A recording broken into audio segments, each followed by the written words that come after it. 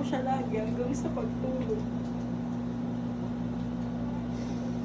Napakaganda, buhay na buhay yung tattoo talaga. Parang hindi siya namatay. Isa sa mga dahilan kung bakit portrait colored o portrait tattoo yung gusto kong matutunan para sa mga gantong pakiramdam.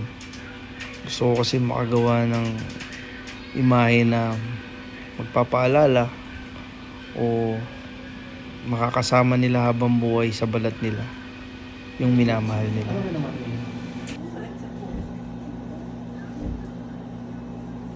Kumusta naman? Ganda.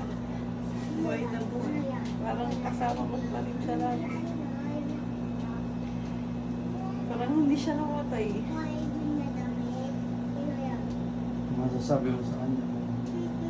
Ano ko siyang namimiss. Parang lagi ko na siyang kasama. Iniisip ko na lang na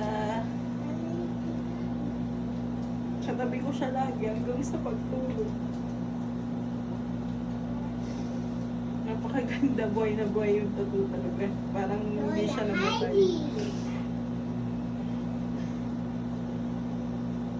Salamat. Tinis mo yung sakit eh, no? Kahit anong sakit pa yan. Ganda naman yung kinalabasan. Ay! Ito pala sila, baby! Sino to, baby? Sino to, baby? Tingin nga ako, baby. Tingin nga ako. Sino yung baby? Lola Heidi. Lola Heidi. Ay! Nasaan na Heidi? Hindi sa tiwala, ah. Napakagaling po, napakaganda talaga. Hindi sa pag-aano, sobrang ganda, kuwang-kuha talaga yung mukha ng nanay ko. CMJS.